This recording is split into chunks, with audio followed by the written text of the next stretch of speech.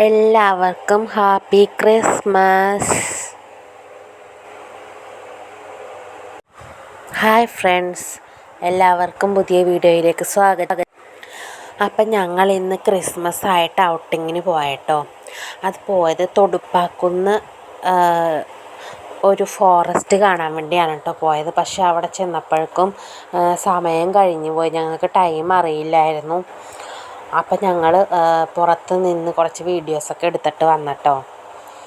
അപ്പോൾ അതിനൊക്കെ പിന്നെ ഫുഡ് കൊടുക്കാനുണ്ടായിരുന്നു. അതൊക്കെ കൊടുത്തപ്പോൾ വന്ന വഴിക്ക് ഞങ്ങൾ ഒരു സ്ഥലത്തുനിന്ന് ചായ കുടിച്ചട്ടോ.